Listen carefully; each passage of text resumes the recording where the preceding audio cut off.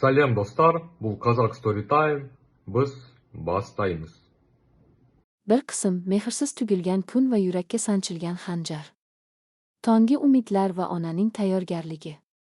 Oktabr tongi o'zining salqin, ammo yoqimli shabadasi bilan boshlandi. Deraza ortidagi sargaygan tut daraxtining barglari kuzning kelganidan darak berib, sekinasta yerga tokilar edi. 70 yoshni qarshilagan holida aya odatdagidek tong saharda bomdod namoziga uyg'ondi. Bugun uning uchun oddiy kun emasdi. Bugun uning tugilgan kuni, qutlug' 70 yoshlik yubileyi. U joynamoz ustida uzoq o'tirdi. Qo'llarini duoga ochib, o'tgan umriga shukronalar aytdi. Yolg'iz o'g'li Rustamning ishi rivojlanishini, kelini Nargiza bilan qo'sha qarishini, nevaralarining baxtu kamolini so'rab Yaratganga nola qildi. Xolida ayaning umri oson kechmagan edi. Turmush o'rtog'i erta vafot etgach, u Rustamni yolg'iz o'zi ham o'qituvchilik qilib, ham kechalari tikuv mashinasida kiyim tikib voyaga yetkazdi. O'g'li hech kimdan kam bo'lmasin deb o'zi yemay unga yedirdi, o'zi kiymay unga kiydirdi. Mana mehnatlari zoye ketmadi. Rustam hozir shahardagi yirik qurilish kompaniyalaridan birining rahbari, badavlat, obro'li inson. Namozni yakunlab, Xolida aya darhol oshxonaga yo'l oldi. Kechadan beri tayyorgarlik ko'rayotgan edi. O'g'li Rustam uning qo'lida pishgan somsalarni, ayniqsa oshqovoqli va go'shtli somsalarni juda yaxshi ko'rardi. Keksayib belida o'g'riq paydo bo'lganiga qaramay, u ertalabdan xamir qo'rdi, go'sht to'g'radi. Bugun o'g'lim, kelinim va nevaralarim kelishadi. Uyim qiyqiriqqa, quvonchga to'ladi degan shirin xayollar uning labiga tabassum yugurtirardi. U nevaralari Diyor va Asal uchun o'z nafaqasidan orttirib, chiroyli o'yinchoqlar va shirinliklar ham sotib olib qo'ygan edi. Oshxonada shirin pishiriqlar va palovning xushbo'y hidi taraldi. Xolida aya o'zining eng chiroyli ko'k baxmal ko'ylagini kiydi, boshiga oq durrasini o'radi. Ko'zgu qarshisida o'zining ajin tushgan, ammo nurli yuziga qarab, hayotidan rozi ekanligini his qildi. U hamma narsani tayyorlab soatga qaradi. Kunduzgi soat 11. Ular kelishiga oz qoldi. Sovuq tashrif. Soat 12larda darvoza oldida qimmatbaho, qora Toyota Land Cruiser mashinasining ovozi eshitildi. Xolida ayaning yuragi hovliqib, quvonch bilan hovliga chiqdi. Mashinadan birinchi bo'lib Rustam tushdi. U ekniga qimmatbaho kostyum-shim kiygan, doimiydek jiddiy, qovoqlari solingan edi.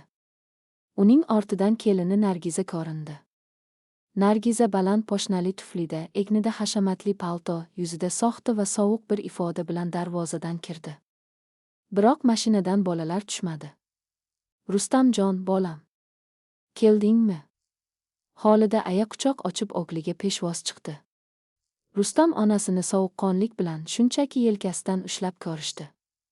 U onasining ko'zlariga qarashdan qochardi. Assalomu alaykum, oyi. Yaxshimisiz? Dedi u tongillab. Assalomu alaykum, dedi Nargiza ham lab uchida, qo'lidagi qimmatbaho telefondan ko'zini uzmay. Va alaykum assalom, aylanayinlar. Xush kelibsizlar. Qani ichkariga kiringlar. Bolajonlarim qani? Nevaralarimni olib kelmadinglarmi? Deb so'radi Xolida aya hovliga qarab alanglab. Nargiza ensasini qotirib eriga qaradi. Rustam tomog'ini qirib asabiylashgan holda javob berdi. Ular uydalar. Darslari ko'p edi. Oyi, biz uzoq o'tirmaymiz. Vaqtimiz juda tegiz. Ichkariga kiraylik, siz bilan jiddiy gaplashib olishimiz kerak. Xolida ayaning ichidan nimadir shik etib ketdi. Yillar davomida o'g'lining har bir ohangini, har bir nigohini yodlab olgan ona yuragi bu tashrifda qandaydir sovuqlik, qandaydir noxushlik borligini sezdi. Lekin baribir o'zini bosib, ularni torga boshladi. Mayli, bolam, ishli odamsan, tushunaman. Qani dasturxonga marhamat. Somsalar pishirdim, sen yaxshi ko'rgandek qizil qilib pishirdim. Hozir choy olib kelaman, dedi ona mehribonlik bilan. Dasturxon noz-ne'matlarga to'la edi. Lekin Rustam ham, Nargiza ham joyiga o'tirmadi. Rustam xonaning o'rtasida u yoqdan bu yoqqa borib kelar, xuddi qandaydir og'ir yukni yelkasidan tashlashga qiynalayotgandek edi. Qalbga sanchilgan xanjar. Oyi, ovora bo'lmang. Biz ovqatlanishga kelmadik, dedi Rustam nihoyat joyida to'xtab. Uning ovozida qat'iy, ammo qandaydir aybdorlik ohangi bor edi. Xolida aya choynakni ushlagan joyida qotib qoldi. Tinchlikmi, bolam? Rangiroying yo'q. Biror narsa bo'ldimi? Rustam qayerdan boshlashni bilmay duduqlandi. Shu payt Nargiza vaziyatni o'z qo'liga oldi. U doim eri ustidan hukmronlik qilishga o'rgangan, ota xudbin va shafqatsiz ayol edi. Xolida xola, gapni aylantirib o'tirishning hojati yo'q, dedi Nargiza keskin ovozda. Siz bilyapsiz, Rustam akaning ishlari juda ko'p, biznesi kengayapti. Biz katta hovliga ko'chyapmiz. Lekin u hovli qanchalik katta bo'lmasin, sizni u yerga olib keta olmaymiz. Bolalar katta bo'lyapti, har biriga alohida xona, alohida sharoit kerak. Siz esa keksayib qoldingiz. Yaqinda qon bosimingiz oshib kasalxonaga tushib qoldingiz. Sizga doimiy qaraydigan odam yo'q. Biz asabimizni buza olmaymiz. Xolida ayaning quloqlari ostida gumburlagan ovoz eshitilgandek bo'ldi. Tushunmadim, deb pichirladi u qaltirab. Menga hech qanday qarovning keragi yo'q. Oz aravamni o'zim tortyapman-ku, bolam. Shu kichkina hovlimda tinchgina yashab yuribman axir. Ana shu hovli haqida gap ketyapti-da, oyi, dedi Rustam ovozini biroz balandlatib. O'zining pastkashligini yashirish uchun gazabdan foydalanardi. Menga biznesimni kengaytirish uchun katta sarmoya kerak. Kreditorlar qisib kelyapti. Bu uyni sotishimiz shart. Mijoz ham tayyor. Ular ertaga qochib kelishadi. Bugun uyni bo'shatishingiz kerak. Xolida ayaning qo'lidagi choynak yerga tushib ketdi. Choynak chilparchin bo'ldi, issiq choy poyandoz ustiga to'kildi. Lekin u buni sezmadi. Uning butun vujudi muzlab qolgan edi. Uyni sotasan. Men qayerga boraman, Rustam? Otangdan yodgor qolgan yagona joy shu edi-ku. Onaning ko'zlaridan qaqshatqich yosh qalqib chiqdi. U ko'z yoshlarini to'xtata olmasdi. Nargiza yuzini burishtirib, qo'lidagi sumkasidan qandaydir hujjatlarni chiqardi. Vahima qilmang, xola. Biz sizni ko'chaga tashlab ketayotganimiz yo'q, dedi u minnat qilgandek ohangda. Biz shahar chetidagi qariyalar pansionati bilan shartnoma qildik. U yer oddiy qariyalar uyi emas, pullik, sharoitlari yaxshi sanatoriyadek joy. U yerda sizga o'xshagan keksalar ko'p, zerikmaysiz. Hamshiralar 3 mahal ovqatingizni beradi, dorilaringizni ichiradi. Sizga o'sha yer ma'qul. Biz har oylik to'lovini to'lab turamiz. Qariyalar uyi. Bu 3 ta so'z Xolida ayaning butun umrini, butun mehnatini, o'gliga bo'lgan cheksiz muhabbatini bir soniyada yoqib kul qildi. O'zbek onasi uchun farzandi tirik bo'la turib, qariyalar uyiga topshirilishidan ko'ra ogirroq la'nat, mudhishroq qismat bormi dunyoda? Rustam, jon bolam, Xolida aya titrayotgan qo'llari bilan o'glining bilagidan tutdi. Rostdan shunday qilmoqchimisan? Bugun mening tugilgan kunima, bolam. Sen menga tugilgan kunimga atagan sovgang shumi? Meni tiriklayin go'rga tiqmoqchimisan? Iltimos, meni bu uyimdan haydama. Men senga halal bermayman, bitta burchakda jim yashayman. Ovqatimni o'zim topib yeyman, nafaqam yetadi. Faqat meni u yerga jo'natma. Rustam onasining qo'llarini asabiylashib siltab tashladi. U onasining ko'z yoshlariga chiday olmas, vijdonining qayeridadir ozgina sanchiq tursa-da, lekin Nargizaning so'zidan chiqolmas, pul va kibr ko'zini ko'r qilgan edi. Oyi, dramani bas qiling. Hozir zamon boshqacha. Butun Yevropada qariyalar shunday yashaydi. Nima, sizni xor qilib qo'yibmizmi? Pullik joyga joylashtiryapmiz-ku. Vaqt ketib qolyapti. Nargiza, narsalarni yigishga yordam ber, deb Rustam yuzini o'girib, tashqariga, hovliga chiqib ketdi. Oz onasining faryodiga quloq solishdan qochib, sigareta tutatdi. So'nggi yo'l, xotiralar va vidolashuv. Nargiza eski va arzon yo'l sumkasini olib kelib, Xolida ayaning eng oddiy kiyim-kechaklarini tartibsiz ravishda ichiga tiqa boshladi. Ona esa yuzini qo'llari bilan yopgancha yerda o'tirib ovozsiz yiglardi. U narsalarni himoya qilmadi, qarshilik ko'rsatmadi. Uning ichida allaqachon nimadir sinib bo'lgan edi. Bu eski latta-puttalaringizning u yerda keragi bo'lmaydi. Faqat eng keraklilarini oldim, dedi Nargiza. Keyin eski yog'och shkaf ustida turgan oilaviy fotoalbomlarga qarab, ularni chetga surib qo'ydi. Bularni tashlab yuborish kerak, bari eski axlat. Xolida ayajon holatda o'rnidan turib, fotoalbomlardan birini bagriga bosdi. Tegma. Tegma bularga, dedi u gazab va azob aralash ovozda. Bu albomda Rustamning bolalik choklari, marhum erining suratlari bor edi. Bu uning yagona boyligi edi. Nargiza miyigida kulib qo'ydi. Yaxshi, oling o'sha eski qog'ozlaringizni. Qani, tezroq chiqing, mashina kutyapti. Ular mashinaga o'tirishdi. Rustam rulda indamay o'tirar, ko'zlari yo'lda edi. Nargiza oldingi o'rindiqda telefonida kimgadir xabar yozib kulishardi. Xolida aya esa orqa o'rindiqda bagriga bittagina eski sumkasini va albomini qattiq qisgancha o'tirardi. Mashina ularning qadrdon ko'chasidan, Xolida aya 40 yil yashagan, qo'shnilari bilan dardlashgan, o'g'lini katta qilgan mahalladan chiqib ketdi. Ona derazadan tashqariga qarab manzaraning uzoqlashib borayotganini kuzatdi.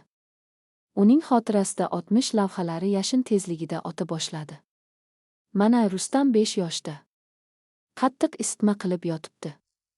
Xolida uxlab qolmaslik uchun igna bilan og'zining qolini sanchib, tuni bilan bolasi tepasida duolar oqib chiqqan edi. Mana Rustam 10 yoshda. Maktabdan yiglab keldi. O'rtoqlarimning velosipedi bor, meniki yo'q, dedi. Xolida qo'lidagi yagona tilla uzugini, to'ydan qolgan esdalikni sotib, unga eng chiroyli velosiped olib bergan edi.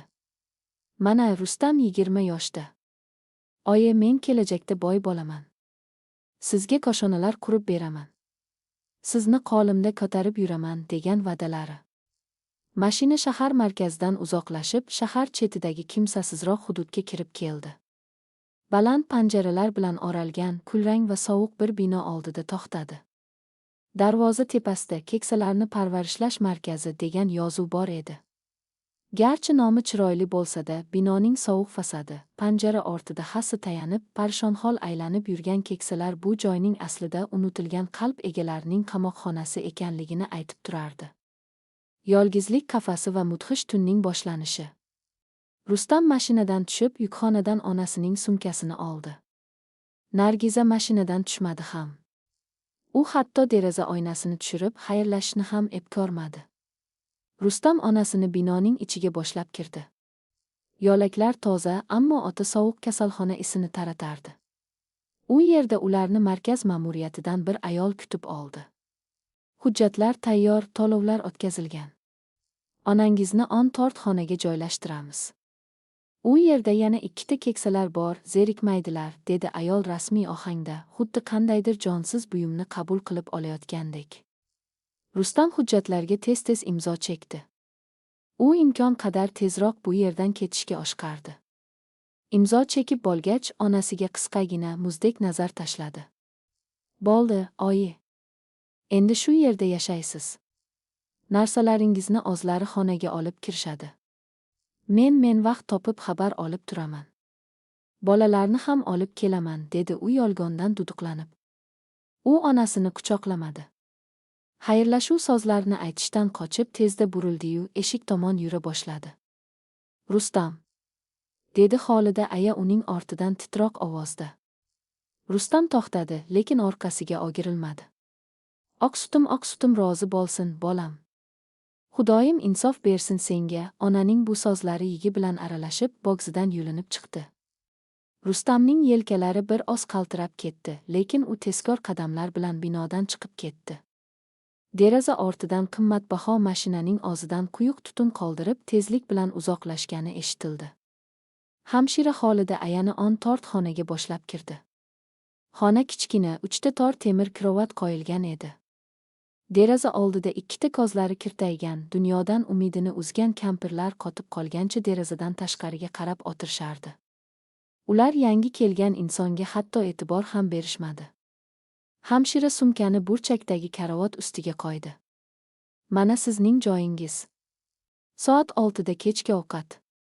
Joylashib oling, dedi-yu chiqib ketdi. Eshik yopildi. Xolida aya krovat chetiga holsizlanib o'tirdi. Xonadagi olik sukunat quloqni kar qilgudek edi. U sumkasidan boyagi fotoalbomni oldi. Undagi Rustamning bolalikdagi kulib turgan rasmini ochdi. Uning ajin tushgan, qaltirayotgan barmoqlari rasm ustidan sekin silar ekan, ko'zlaridan oqayotgan qaynoq yosh tomchilari suratdagi o'g'lining yuziga tomdi. Bugun uning 70 yoshli yubileyi edi. Bugun u hayotida birinchi marta farzandi tirik bola turib tirik yetimga aylanganini butun vujudi bilan, har bir hujayrasi bilan chuqur his qildi. Uning qalbidagi og'riq shunchalik kuchli ediki, Xolida aya yuzini yostiqqa bosib, ovozsiz dod solib yiglay boshladi. Bu faryodni faqat sovuq devorlar eshitardi xolos. Biroq u bu uydagi azob va yolg'izlik ortida qandaydir ilohiy adolat poylab turganini, unga bu zulmni ravo ko'rgan o'g'lining hayoti tez orada chidab bo'lmas do'zaxga aylanishini hali bilmas edi. Qaytar dunyoning shafqatsiz charxpalagi o'zining mudhish aylanishini boshlagan edi. 2 qism: qaytar dunyo charxpalagi va soxta baxtning zavoli. Vijdon sadosi va boylik vasvasasi. Rustam qariyalar uyidan chiqib mashinasiga o'tirganda, uning ichida qandaydir tushunarsiz, galati bir bo'shliq paydo bo'lgan edi.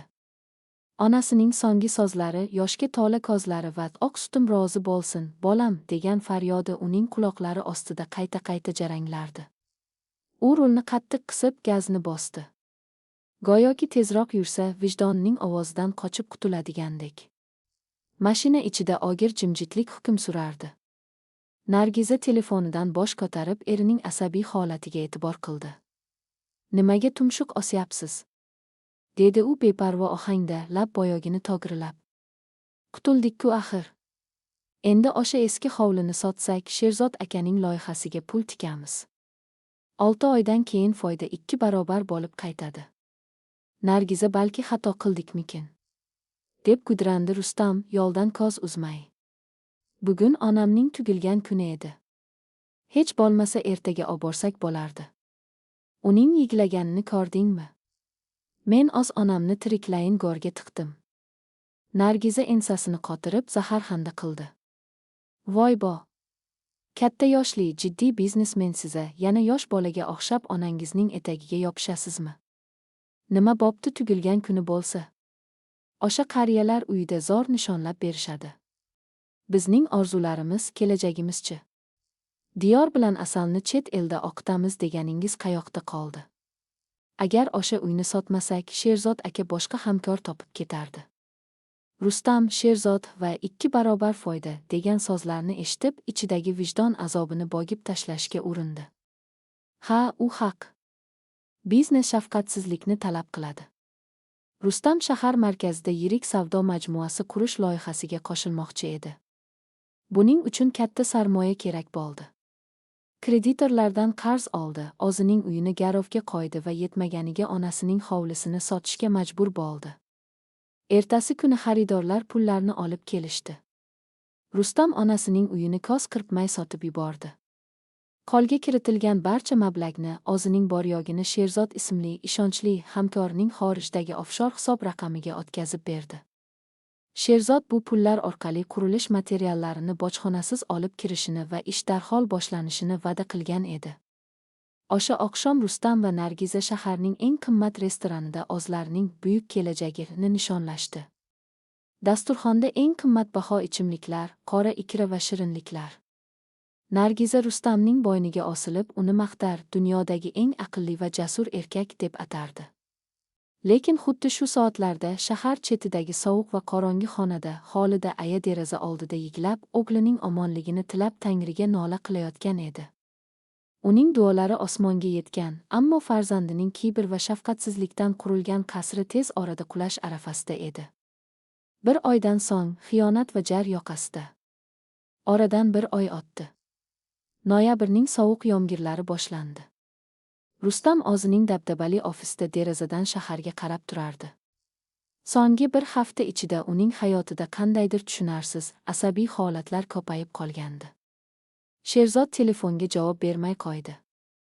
Dastlab bojxonada kichik muammolar bor, hal qilyapman, deb xabar yozgan hamkordan 3 kundan beri umuman darak yo'q edi. Ofis eshigi taqillamay ochildi va Rustamning yordamchisi, yuzi oqarib ketgan yigit yugurib kirdi. Rustam aka.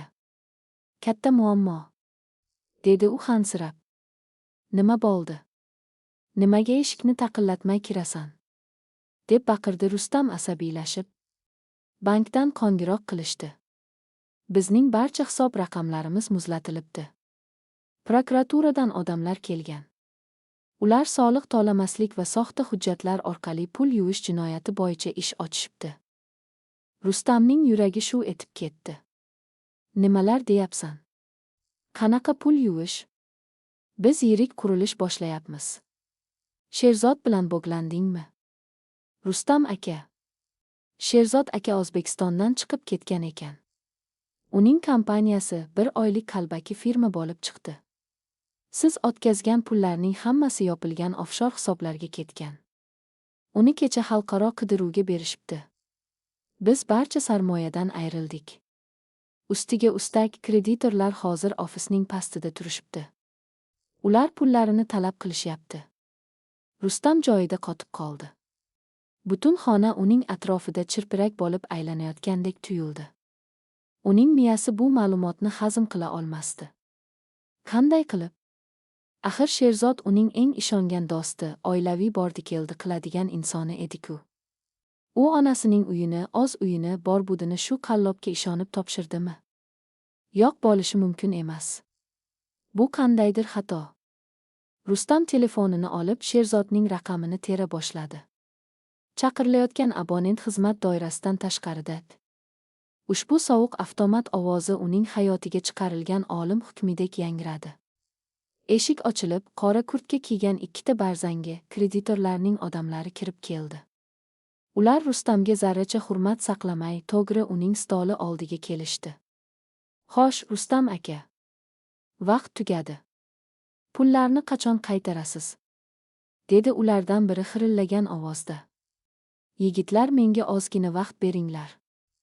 Hamkorim meni chuv tushirib ketdi. Men politsiyaga arz qilaman, pullarni topaman, dedi Rustam qaltirab, peshonasidagi terni artib. Bizga sening ertaklaringning keragi yo'q. Sening uying va ikkita mashinang garovga qo'yilgan. Bugun kechqurun uyni bo'shatasan. Agar qarshilik qilsang, sud orqali qamatib yuboramiz. Sendan farqli o'laroq bizning hujjatlarimiz qonuniy, dedi qarz beruvchilarning vakili va stol ustiga ko'chirish to'g'risidagi ogohlantirish xatini tashladi. Rustam kresloga darmonsiz yiqildi. Hammasi tugadi. Bir necha soat ichida u obro'li, badavlat tadbirkordan ko'chadagi qashshoq gadoyga, qonun oldidagi jinoyatchiga aylangan edi. Niqobning yechilishi va shafqatsiz haqiqat. Kechqurun Rustam uyiga, qimmatbaho va hashamatli hovlisiga qaytdi. Uning oyoqlari o'ziga bo'ysunmas, go'yoki yelkalarida 1000 tonna yuk bor edi. Uyning ichi issiq va yorug' edi. Nargiza zalda, katta televizor qarshisida o'tirib, xorijiy serial tomosha qilardi. Uning yonida yaltiroq jurnallar yoyilib yotardi. Keldingizmi? Dedi Nargiza erining ahvoliga e'tibor bermay. Rustam aka, kelasi oy Dubayga boramiz deb kelishgandik. Dugonalarim bilan chiptalarni bron qilib qo'ydim. Menga kartangizni bering, to'lovni qilib yuboray. Rustamning tomogiga yigit tiqildi. U xotinining yoniga kelib divanga o'tirdi. Nargiza. Dubay bo'lmaydi. Hech qanaqa Dubay bo'lmaydi. Nega endi? Vaqtingiz yo'qmi? Bo'lmasa o'zim bolalar bilan ketaveraman, qoshini chimirdi ayol. Biz bankrot bo'ldik, Nargiza, dedi Rustam yuzini qo'llari bilan yopib. Sherzod bizni laqillatib ketdi. Barcha pullarni o'g'irlab qochib ketibdi. Men butunlay xonavayron bo'ldim. Kompaniya yopildi. Hozir qarz beruvchilar kelib, mashinalarni va mana shu uyni ham tortib olishadi. Biz ko'chada qoldik. Nargiza televizorni o'chirdi. Uning ko'zlari katta-katta ochilib ketdi. Nimalar deyapsiz? Qanaqa bankrot? Ahmoqmisiz? Qanaqasiga hamma narsani bitta odamga ishonib topshirasiz? U baqira boshladi. Meni kechir, Nargiza. Men bizning kelajagimiz uchun harakat qilgandim. Hozir tezda narsalarni yigishimiz kerak. Biror arzonroq kvartira ijaraga olamiz. Men ish topaman, boshidan boshlaymiz. Sening tillalaringni sotib, qarzning bir qismini yopamiz, dedi Rustam uning qo'lidan tutmoqchi bo'lib. Nargiza uning qo'lini jirkanib siltab tashladi. U xuddi o'rmondagi ilondek vishillab ketdi. Nima dedingiz? Ijaraga olingan kulbada yashayman. Tillalarimni sotaman. Esi past bo'lib qolibsiz. Men sizga qashshoqdek yashash uchun erga tegmaganman. Men badavlat kelajagi bor odamni tanlagandim. Nargiza, axir biz er-xotinmiz. Yaxshi kunda ham, yomon kunda ham birga bo'lishimiz kerak-ku. Rustam xotinning bu qadar sovuqqonligidan shok holatiga tushgan edi. Nargiza istehzo bilan qahqaha otdi. Qanaqa yaxshi-yomon kun? Men o'z hayotimni va yoshligimni siz kabi laycha, laqma bir bankrot bilan xarob qilmoqchi emasman. O'z onangizni, sizni katta qilgan xotinni bitta so'ziga qarab qariyalar uyiga, ko'chaga uloqtirgan odamsiz. O'z onasini sotgan odam ertaga meni ham sotadi. Men ketaman. Bolalarni ham o'zim bilan olib ketaman. Ota-onamning uyiga boraman, undan keyin boyroq birini topaman. Rustam quloqiga ishonmadi. Nargiza uning yuziga tupurgandek eng og'riqli haqiqatni aytib yuborgan edi. O'z onasini uloqtirgan erkakka qaysi ayol vafodor bo'lardi? Nargiza tepaga yugurib chiqib ketdi. Yarim soat ichida u o'zining va bolalarining kiyimlarini, eng qimmatli taqinchoqlarini va uydagi bor naqd pullarni jomadonlarga joylab tushdi. Diyor va Asal ota-onasining janjalidan qo'rqib yiglashardi. Nargiza, iltimos. Meni bu ahvolda yolg'iz tashlab ketma. Axir bolalarimsiz qanday yashayman? Yalingan ohangda tiz cho'kdi Rustam. O'zingizning qariyalar uyingizdagi onangizning oldiga boring. Balki u sizni kechirar, deb baqirdi Nargiza va bolalarni yetaklagancha eshikni taq etib yopib chiqib ketdi. Qaytar dunyo va vijdonga urilgan qamchi. Tun yarmidan oqqan. Katta huvillab qolgan uyning ichida Rustam yolg'iz o'zi polning ustida yotardi. Atrofda sochilib yotgan qog'ozlar, bo'shagan shishalar. Kreditorlar allaqachon hovlidagi ikkita mashinani haydab ketishgan, ertaga uyni bo'shatishi kerakligini aytib doq-popsa qilib ketishgan edi. Rustamning ichi yongandek, qalbida qora tuynuk paydo bo'lgandek edi. Bir necha soat ichida u hamma narsadan ayrildi. Pul, obro', biznes, xotin va farzandlar. Hamma uning yuziga eshikni yopdi. U hammaga faqat puli borligi uchungina kerak bo'lganini anglab yetdi. U sekin o'rnidan turib devordagi yoriq ko'zguga qaradi. Ko'zgudan unga ko'zlari qizargan, sochlari to'zgigan, bechora va abgor bir kimsa qarab turardi. U o'ziga o'zi tikilib turganda ko'z oldida xotiralar chaqmoqdek chaqnadi. Qishning sovuq kuni. Rustamning maktabdagi qishki botinkasi yirtilib qolgan. Onasi tuni bilan isitish pechi yonida muzdek qo'llari bilan birovlarning kiyimini tikib tong ottirgan. Ertalab esa bolamning oyog'idan zax o'tmasin deb unga yangi poyabzal olib kelgan. Onasining o'z poyabzali esa eski va yirtiq edi. Universitetga kirgan yili. Rustamning o'qish to'lovini to'lash kerak. Onasi yillar davomida yiqqan hamma sarposini, hatto televizorini ham sotib, pulni o'g'lining qo'liga tutqazgan. Sen o'qi, bolam. Men bitta nonga qanoat qilaman, faqat sen odam bo'l. Rustam tiz cho'kib boshini devorga urdi. U faryod qilib yiglay boshladi. Uning yigisi oddiy yigi emas, butun umrini, vijdonini, onasining sof muhabbatini boylik deb atalmish axlatga almashib yuborgan nomard o'g'ilning kechikkan, qonli pushaymoni edi.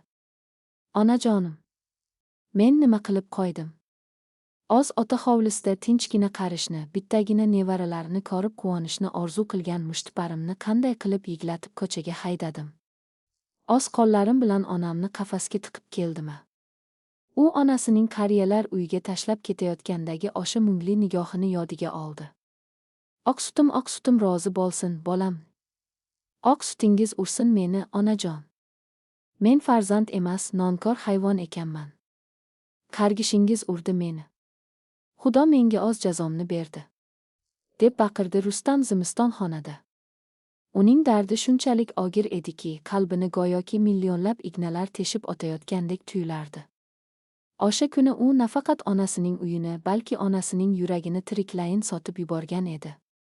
Nargiza kabi yovuz ayolning soziga kirib, jannatini do'zaxga alishgandi. Tong otdi.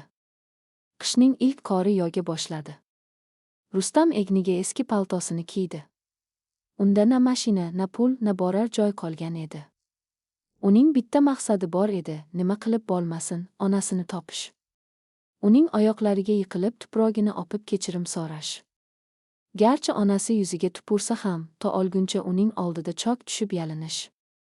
Rustam uydan chiqib, sovuq qorda shahar chetidagi qariyalar uyi tomon yayov yo'lga tushdi. Uning qalbida qandaydir dahshatli va sovuq bir sezgi bor edi. Go'yoki juda kechikkan, qandaydir orqaga qaytarib bo'lmas falokat yuz bergandek yuragi bezovta urardi.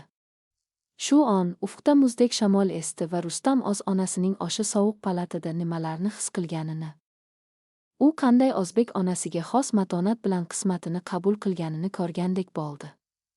Qaytar dunyo charxpalagi uni oxirigacha ezib tashlash uchun o'zining so'nggi, eng dahshatli zarbasini hozirlayotganini u hali bilmas edi. 3 qism: kechikkan qadam, shafqatsiz haqiqat va onaning maktubi. Qorli yo'llar va yurakdagi olov. Qishning ilk qori shahar ko'chalarini oppoq kafanga o'rab borardi. Havo shunchalik sovuq ediki, odamning nafasini ichiga qaytarardi. Rustam egnidagi yupqa kuzgi paltosida, yalangbosh, oyoqlaridagi tuflisi qordan shalabbo bo'lgan holda qariyalar uyi tomon piyoda borardi. Taksiga to'lashga bir miri ham puli yo'q edi. Bo'lgan taqdirda ham u bu yo'lni o'z oyoqlari bilan, xuddi gunohlarini yuvish uchun ziyoratga ketayotgan gunohkordek piyoda bosib o'tishni istardi. Shamollar uning yuziga shafqatsizlarcha urilar, go'yoki tabiatning o'zi ham bu nomard ogilning yuziga tarsaki tortayotgandek edi. Uning qadamlari ogir bo'lsa-da, ichidagi yong'in uni oldinga undardi. Faqat kechikmayin. Xudoyim, faqat kechikishimga yo'l qo'yma. Onamning yuzini bir marta ko'ray, oyoqlariga boshimni qo'yay, deya pichirlardi u tinimsiz. Uning ko'z oldidan bir oylik hayoti kino lentasidek o'tib borardi. Bir oy avval u o'zini dunyoning ustunidek his qilgan, puli bilan hamma narsani hal qila olaman deb o'ylagan edi. Hatto o'z onasini, uni 9 oy qornida, bir umr yuragida ko'tarib yurgan muqaddas zotni ham ortiqcha buyumdek pulga almashtirgan edi. Endi-chi? Qasrlar quladi, soxta do'stlar qochdi, jonim deb yuziga tabassum qilgan xotini uni birinchi qiyinchilikdayoq tashlab ketdi. Faqatgina o'sha mushtipar onagining mehri haqiqiy edi. Uzoqdan qariyalar uyining kulrang, sovuq binosi va baland temir panjaralari ko'rindi. Rustamning yuragi qinidan chiqqudek urib ketdi. U darvoza tomon yugurdi. Sovuqdan qotib qolgan barmoqlari bilan temir eshikni itarib hovliga kirdi. Sukunat va ayblovchi nigohlar. Qariyalar uyi ichkarisi juda jimjit edi. Xuddi hayot to'xtab qolgandek, faqatgina soatning chiq-chiq etgan ovozi eshitilardi. Rustam to'g'ri ma'muriyat xonasiga, ro'yxatga olish bo'limiga yugurdi. U yerda o'rta yoshli, yuzida qat'iyat va qandaydir gamginlik bor hamshira ayol o'tirardi. Kechirasiz. Iltimos, menga Xolida aya kerak. On tort xona. Men uning o'g'liman. Menga onamni chaqirib bering. Dedi Rustam hansirab, peshonasidan oqayotgan ter va erigan qor tomchilarini artib. Hamshira boshini kompyuter ekranidan ko'tardi. Rustamni ko'rishi bilan ayolning yuzidagi ifoda birdan o'zgardi. Uning ko'zlarida shunday kuchli nafrat va achinish paydo bo'ldiki, bu nigoh Rustamning ko'kragiga oqdek sanchildi. O'g'liman deng, dedi hamshira zaharxanda qilib, ovozi titrab. Oradan roppa-rosa 1 oy 3 kun o'tib, onangiz borligi esingizga tushdimi? Mening ishlarim. Meni kechiring, tushuntirishga vaqtim yo'q. Onam qani? U xonasidami? Men hozirning o'zida uni olib ketaman. Boshqa bu yerda bir soniya ham qolmaydi, deb yalingan ohangda gapirdi Rustam. Hamshira o'rnidan turib deraza yoniga bordi. Ayolning ko'zlariga yosh qalqigan edi. Olib ketaman deysizmi? Endi juda kech, yigit.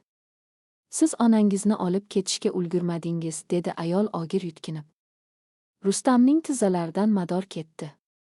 U qabulxona stolidan mahkam ushlab qoldi. Nima demoqchisiz? Onamga nima bo'ldi? U tirik-ku, to'g'rimi? Deb baqirib yubordi u. Xolida aya o'tgan bir oy ichida bitta ham so'z gapirmadilar. Boshqa qariyalar kabi yig'lamadilar ham, nolimadilar ham. U kishi faqat bitta narsa qildilar, tunu kun deraza oldida, ko'zlarini yo'ldan uzmay sizni kutdilar. Biz bergan ovqatni yemasdilar. Bitta nonni ikkiga bo'lib, yarmini dastro'molga tugib qo'yardilar. Sababini so'rasam, o'g'lim Rustamjon ishdan charchab, ochqab kelsa, shuni beraman, u mening qo'limda yopilgan nonni yaxshi ko'radi, derdilar. Tushunyapsizmi? Siz u kishini shu yerda olamga tashlab ketdingiz, u kishi esa sizning och qolishingizdan xavotir oldi. Hamshira yig'lab yubordi. Rustamning tomogiga yigi tiqildi, uning butun vujudi titrardi. Kecha kechqurun, davom etdi hamshira yoshini artib, Xolida ayaning yuragi bu qadar katta sog'inch va dahshatli xorlikka dosh bera olmadi. Katta infarkt qildilar. Tez yordam chaqirdik. Ularni shahardagi bir sonli markaziy kasalxonaning jonlashtirish bo'limiga olib ketishdi. Hozir u kishi olim yoqasida, koma holatidalar.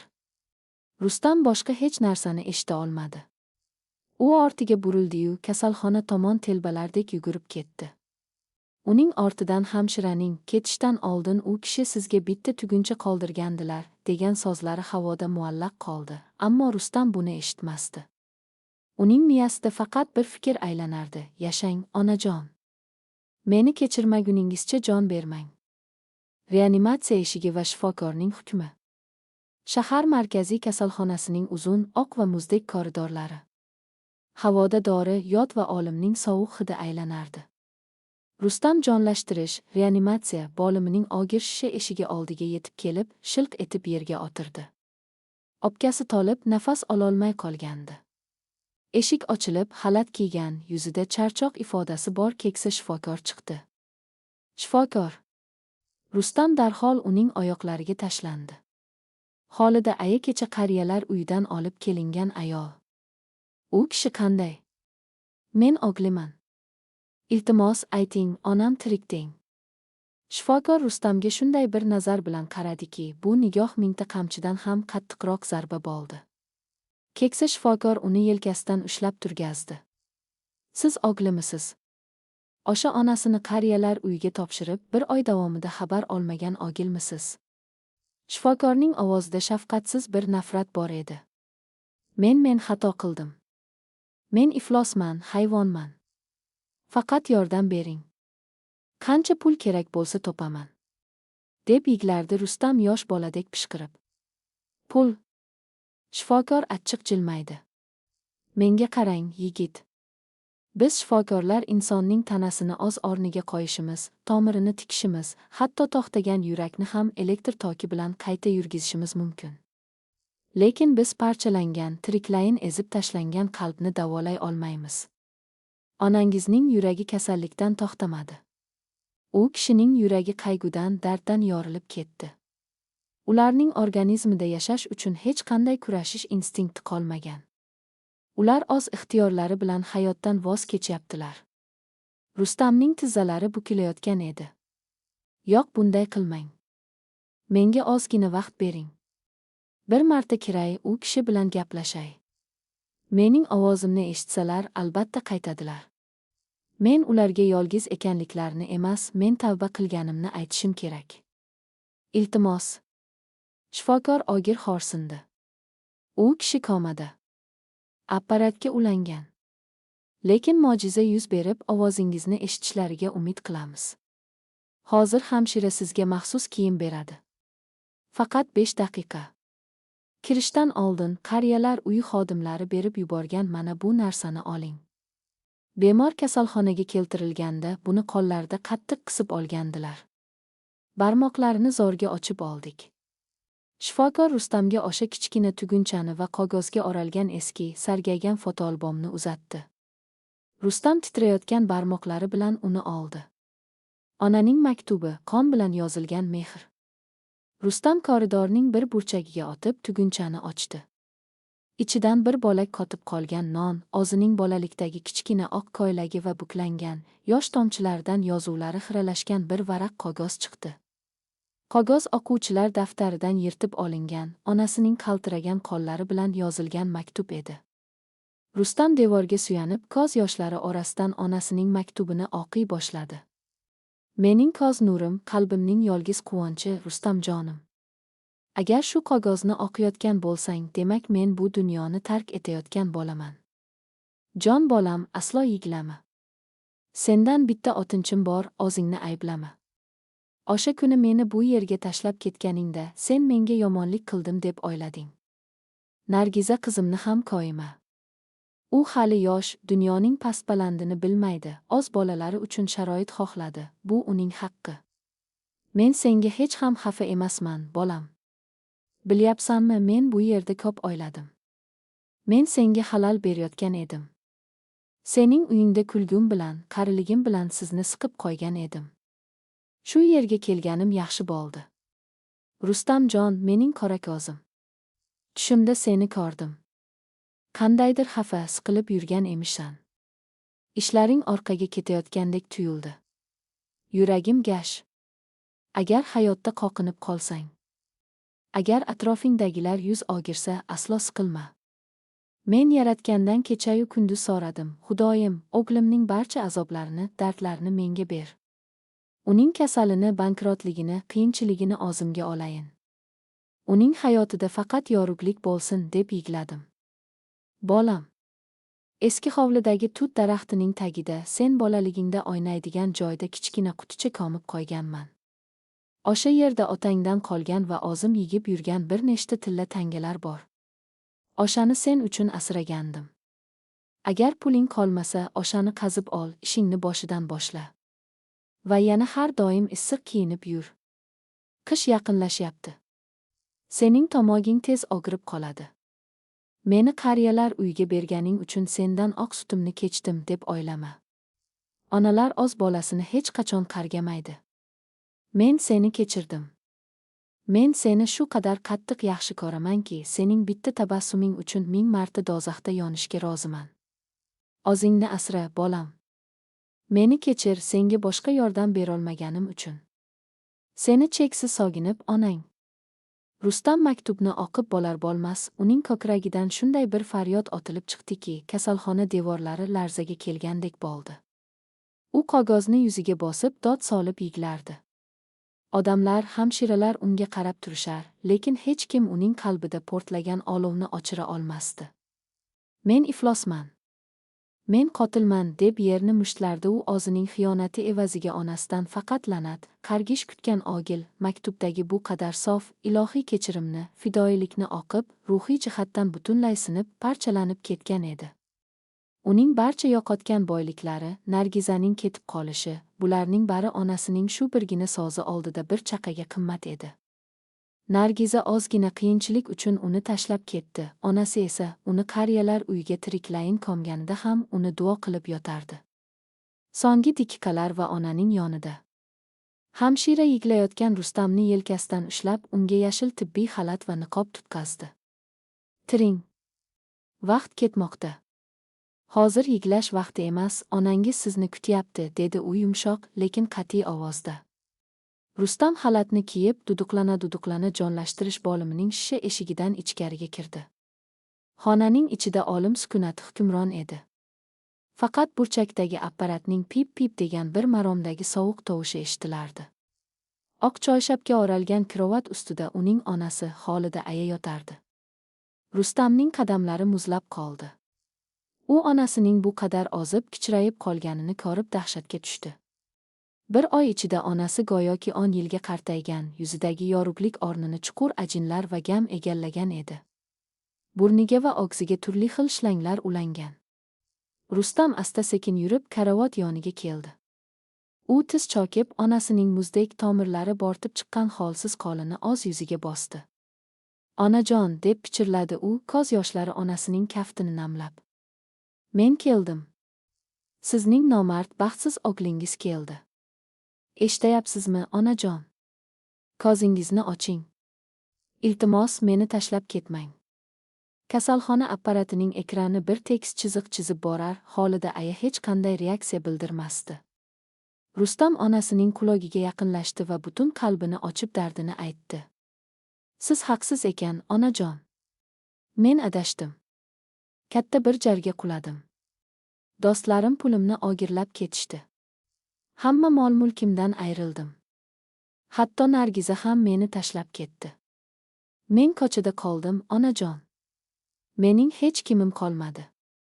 Menga Fotiha o'qing deb kelmadim, men sizni olib ketgani keldim. Iltimos, faqat siz yashang. Men hammamiz qiyinchilik bilan qurgan o'sha eski hovlini qaytarib olaman. O'sha yerda o'zim sizga qarayman. Oz qo'llarim bilan sizga choy damlab beraman. Faqat Rustam deng. Meni kechirdim deng, onajon. Go'yoki mo'jiza yuz bergandek bo'ldi. Rustamning iltijolari osmonga yetdimi yoki ona yuragining so'nggi urishi o'z farzandining ovoziga javob qaytardimi? Xolida ayaning kipriklari ohista pirpiradi. Apparatning ovozi biroz tezlashdi. Onaning kirtaygan ko'zlari yarim ochildi. Xira nurini yo'qotgan ko'zlar yonida yiglab yotgan o'g'lini ko'rdi. Xolida ayaning lablari qaltirab qandaydir so'zlarni aytishga urindi. Uning qo'li Rustamning sochlarini sekin, juda holsiz siladi. Kislorod niqobi ostidan uning bo'g'iq, eshitilar-eshitilmas ovozi chiqdi. Rustam bolam. Onajon. Men shu yerdaman. Meni kechiring. Men itlik qildim. Meni kechiring. Rustam onasining yuzlaridan, qo'llaridan tinimsiz opardi. Xolida ayaning ko'z chekkasidan bir tomchi yosh dumalab tushdi. Uning yuzida azob emas, balki qandaydir ilohiy xotirjamlik, farzandini so'nggi bor ko'ra olgan onaning cheksiz baxti zohir bo'ldi. Yiglama deb pichirladi u zo'rga. Men sendan roziman. Shu so'zlarni aytish bilan Xolida ayaning ko'zlari sekin yopildi. Uning yuziga yengil va abadiy tabassum yugurdi. Uning farzandi shuncha xiyonat qilsa-da, so'nggi nafasda o'g'lining qaytishini ko'rib, uni kechirib osmonlarga uchdi. Shu soniyada xona ichidagi apparatning ovozi butunlay o'zgardi. Piip. Ekranda yashil chiziq togri bitta tekis chiziqqa aylandi. Yurak urishi to'xtadi. Yo'q, deb qichqirdi Rustam. Onajon.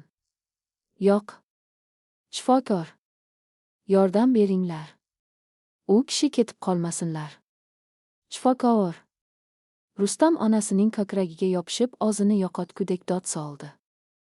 Xonaga shifokorlar va hamshiralar yugurib kirishdi, lekin endi hamma narsa kech edi. Yillar davomida o'g'li uchun yonib, o'g'li uchun kuygan ona yuragi o'z urishini abadiy to'xtatgan edi. Rustam yerga yiqilib, boshini marmar polga urib yiglardi. O'z qo'llari bilan jannat darvozasini yopib, endi o'sha darvoza ortida abadiy qolib ketgan gunohkor kabi. Ona o'z o'g'lini kechirgan edi. Ammo Rustam o'zini o'zi kechira oladimi? Qaytar dunyo uni qanday yangi sinovlarga tashlaydi? To'rt qism, so'nggi manzil, qaytar dunyo va uyg'onish, so'nggi qism. Tuproqqa qo'yilgan jannat va sovuq qabriston. Noyabrning sovuq, izgirinli tongi. Qabriston sukunati odamning qalbini ezib yuborgudek og'ir edi. Qor aralash yomg'ir tomchilari qabr toshlariga va ochiq qolgan qora tuproqqa shafqatsizlarcha urilardi. Xolida ayaning janozasi juda garib o'tdi. Bir oy oldin shaharning eng obro'li, eng badavlat kishilaridan biri hisoblangan Rustamning onasini so'nggi manzilga kuzatish uchun sanoqli odamlar, bir nechta eski mahalladoshlar va qariyalar uyining ikkita xodimi kelgan edi xolos. Rustamning sobiq do'stlari, biznes hamkorlari va qarindoshlari uning bankrot bo'lganini, qarzga botganini eshitgach, janozaga kelishni ep ko'rishmadi. Nargiza va bolalar ham qorasini ko'rsatmadi. Rustamning egnida o'sha kechagi eski kuzgi paltosi, poyabzallari loyga botgan, ko'zlari yigidan qonga to'lgan holatda qabr boshida turardi. U atrofga qaramasdi, odamlarning pichir-pichir gap-so'zlarini eshitmasdi. Uning e'tibori faqat onasining qabriga qilinayotgan tuproq tortish marosimida edi. Tap-tap-tap. Har bir belkurakdan tushayotgan muzdek tuproq Rustamning yuragiga tosh bo'lib urilayotgandek tuyulardi. Men o'z qo'llarim bilan onamni qabrga tiqdim. Men uning qotiliman. Bu fikr uning miyasida zaharli ilondek aylanardi. Odamlar tarqalib, qabristonda faqat qorovul va Rustam qoldi. Rustam yangi tortilgan nam tuproq ustiga tiz chokdi. U tuproqni yalang'och muzlagan qo'llari bilan quchoqlab oldi. Onajon! Uning bo'g'zidan chiqqan bu faryod qabristonning jimjitligini yorib yubordi. Meni eshitayapsizmi, onajon? Tuproqning tagi sovuq emasmi? Men sizni qanday qilib shu qorong'i go'rga ravo ko'rdim? Meni kechirmang. Meni qargang, iltimos. Mening jazoimni bering. U boshini loy tuproqqa urib uzoq yig'ladi. Qor uchqunlari uning sochlariga qonib erib ketar, ammo ichidagi yonayotgan olovni hech qanday sovuq o'chira olmasdi. Qabriston qorovuli keksa bir chollar uning yoniga kelib yelkasiga qo'lini qo'ydi. O'g'lim, bo'ldi, o'zingizni bosib oling. Otganlar orqasidan bunchalik faryod qilish gunoh. Onangizning joylari jannatdan bo'lsin, juda farishta yuzli, iymonli ayol ekanlar, yuzlarida nur bor edi. Endi u kishiga faqat duolaringiz kerak. Tiring, bolam, dedi qorovul rahmdillik bilan. Rustam qorovulning ko'zlariga qaradi. Uning yuzida shu qadar dahshatli azob bor ediki, qorovul ham orqaga tisarildi. Men odam emasman, ota, deb pichirladi Rustam. Men u kishini qariyalar uyiga tashlab kelganman. Men sotqinman. Endi qanday yashayman? Qorovul og'ir xo'rsindi.